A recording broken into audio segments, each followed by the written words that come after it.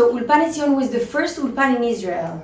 Okay, that was the word ulpan was invented in Ulpanετ지온, and then now we are here in Bet Canada. So we really place an absorption center and a Hebrew ulpan for young adults between 22 to 35 years old. You know, it's not really if someone is 21, 37, we're not yet. Approximately. 22 to 35 years old with an academic degree. Okay. And they come here for 5 months. I call it a soft landing, okay? People come here and it's the best way to start your life in Israel, because what do you need to start your life in Israel? You need the language. And connections. And help with all the bureaucracy, and help with, you know, a young person that comes here, he has to find a job, find an apartment, how I sign a contract. Like, it's little things that people don't really, some of them know, but a lot of them, it's complicated for them, and it's normal that it is. Yes. So they come here for 5 months, and it's a soft landing. Yes. We have 2 semesters per year. So one that starts in January and finishes in June. So this one now, the semester now will finish in a month. And then the second semester starts in July and finishes in December. So, and they usually stay for 1 semester? So there is an option to stay for 2 semesters, but not more than 2. But not more than 2. But it depends on how you were in class, because I'll tell you, if someone didn't come to the program and was in bed the whole semester, and now he wants another one, we say, okay, 1 minute, why? You just want here to live here for an apartment here, because we are, yes, a program with a Hebrew ulpan. It's important to understand. Okay, we're not a hotel. People don't come and just take an apartment here and go to work. People that are here, they learn Hebrew and they live here. Okay, but first of all, they learn Hebrew. And they get 1 meal a day here? Yes. So I'll tell you a little bit about the daily life here. The Hebrew lessons start from 8:15 until 1 every day. Okay, it's from Sunday until Thursday. So I call it Khamsa Khamsa Khamsa. It's 5 months, 5 days a week, 5 hours a day. It's Khamsa Khamsa Khamsa. Yes, and so from Sunday until Thursday they learn Hebrew in the mornings. After the Hebrew lessons, they have lunch every day. It's a big lunch with meat and vegetables. It's really like it's a very nice lunch. And afternoon, we have a lot of programs. We have our madarichim that do activities. We have a running group, a dancing group. We have cultural activities. We have tours in Jerusalem. We go to museums. We really have a lot of programs afternoon. Amazing. So they get to know the culture, the people. They get to know each other. So I'll tell a little bit about the 5 months, what's going on here. At the beginning, we help them with everything that is bureaucracy. Someone that comes to Israel alone and has to do the תעודת זהות and משרד הקליטה and open a bank account, and you know what is the Rav-Kav in the bus? Yes. It's things that they don't even know. What is a Rav-Kav? I need a Rav-Kav to take the bus. It's things that when they arrive here, we tell them everything that they need to do, bureaucracy. Okay, so the משרד הקליטה, they come here physically. We don't even have to go there. We to משרד הפנים to take an appointment, it can be 4 months, 3 to 4 months.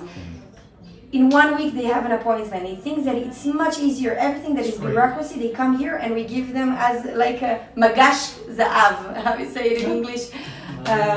Golden plate. Golden plate. So I made Aliyah 2 years ago. I wish I had a place Yes. like this. Right? Because you get complicated. Where is Mr. Alakita and what do I have to do and how I open a bank account? So everything that is bureaucracy is really, at the beginning we help a lot. And then we focus on the Hebrew, on the culture, and to get to know each other here while the 5 months. And by the end of the semester, we really help them with everything that is their future. So now we're starting it. Next week, they will have a CVs workshop in languages, in their own languages. They will sit down with them and see their CVs. How is your CV? How we can improve it? We have a employee fair that we really bring here people that are looking for employees to give them job options. This semester we did it because of the war. It was a little bit problematic to bring them because we didn't know if yes it will be or not. So we're doing something else. We're bringing HR HR companies that are coming here, and it will be more HR companies. But next semester there will be Bezrat Hashem. We don't have a word. Or you just send an them the job employee fair. description, Yes. and we show you. And we're gonna talk about apartments, how to find apartment, which sites are good, what do you have to check when you sign a contract, everything that is as much as possible their future. We have a nice group that want to draft. That is also something that we see that it's incredible. You think about it, like people that Draft come the army. and draft the army. And we help them with all the process, with drafting. We bring someone that talk to them about the draft process. We really try as much as possible that they go out of here ready for life in Israel. So that's why I call it a soft landing, because it is a soft landing. It's incredible. We are a bubble. And now I always say, when you do Aliyah, you're like, as a social worker, I can say, like, the people come here and wow, I did Aliyah, and then suddenly it's 1 minute where I am, Right. what's going on here? I have to Catch start yourself. live. I have to go out. I'm finishing this beautiful bubble, so that's also why I am here, to calm down, put in you understand. Expectation. Okay. So yes, so of course there are some of them that take it a little bit harder. There are some of them that, but it's an incredible group. People are wonderful people here. We really see. Do they have to pay something to come to be here? So the Hebrew lessons are paid by the government. Okay? Right. The ulpan, it's something that they get as an oleh chadash, is one of their rights. To live here, they have to pay. It's much less than what you get outside. Okay, I'll tell you, they pay 7,400 shekel for the 5 months, and it includes water, electricity, food. By the way, also Shabbatot. There is food Shabbatot every Shabbat and Chagim. All the meals, not just all the meals, evening and morning. So they have the 2 meals. So the food, everything included, it's 1,480 shekel per month. That it's nothing what you get outside. And also they have the sal klita. So it's not all their sal klita is less than half of their sal klita. They can help to pay this. But yes, they have to pay something to live here. The Hebrew lessons are free. But is it typical that a certain semester will have more of the Russian-speaking Olim, the other semesters will have the French? Yes, it really depends on what's happening in the world. Right. We really see it. When there was the war with Russia, and it's still the war, but at the beginning of the war, Russia and Ukraine, suddenly we saw a lot of Russian people here. When Argentina was in a bad situation with finance situation, economy. Sorry, it was there were a lot of Argentinians who really all of what happens in the world. Now we have 90 French people. Wow. 90.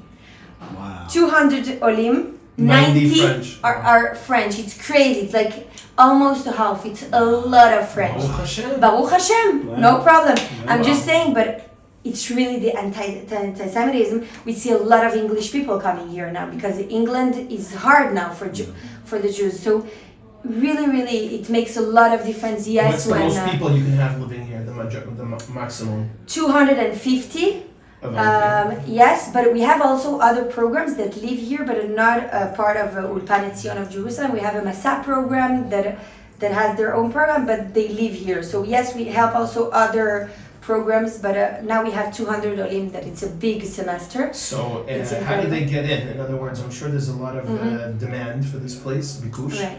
and there's probably not as much space as there's demand. If you only have Right. room for 250, and there's thousands and thousands of people coming, there's a lot of Yeah. young people coming, Nachon. young professionals, singles, Nachon. and also, so how do they get in? Is it like a competition to get in? You have interviews and you only take certain types of people? So this is what I do here. I receive all the people that want to come in, they pass through me, the interviews and things like this. Okay. So first of all, we are the best ulpan, okay? It's important to say, but there are other ulpanετzion. It means that not all the young people that arrive to Israel, someone wants to come and to the ulpan but doesn't have place to live here, he can study here as external. Every semester we have an external group. It's around 30 people normally that don't live here. They live outside here in the apartments and they come study here. They can be part of the activities and everything. So it's also an option. And what happens if someone comes from a war. They came from Ukraine or Russia, or they came from France, and they were actually victims of anti-Semitism. They come with, mental health challenges. So first of all, the Jewish Agency really has. I have the word in English, taktiv, Budget. a budget. Yes, I have a budget for those things. Taktiv revacha. It's like my budget that we can give psychologists that we pay for it, because psychologists here in Israel it's really expensive. It's like 450 shekel. It could be also 500 shekel. It's crazy per hour. Yes, so it's really expensive. So this is something that we help with it. If it's psychiatric, someone needs. So also we have contact with psychiatrics. I'm here, so if someone it's not something that really needs something more deeper, so can talk to me. So yes, they have a lot of help with it.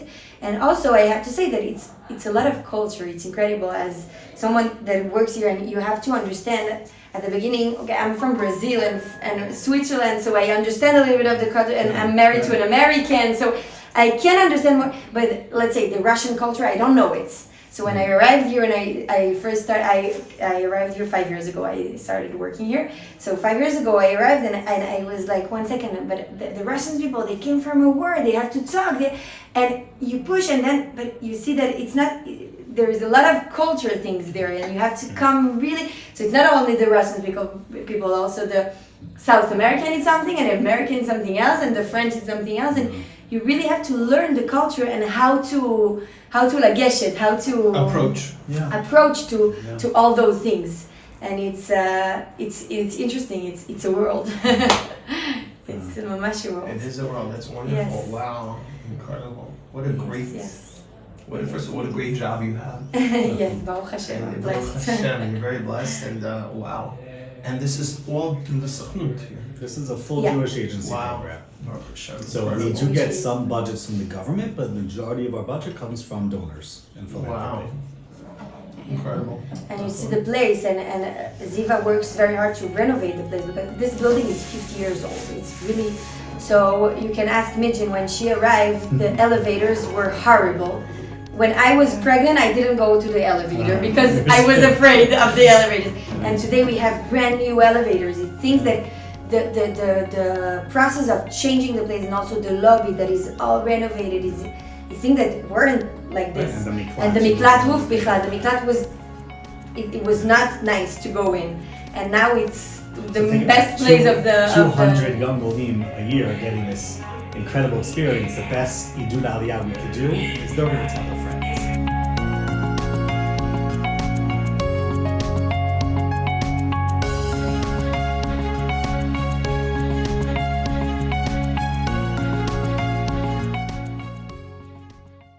And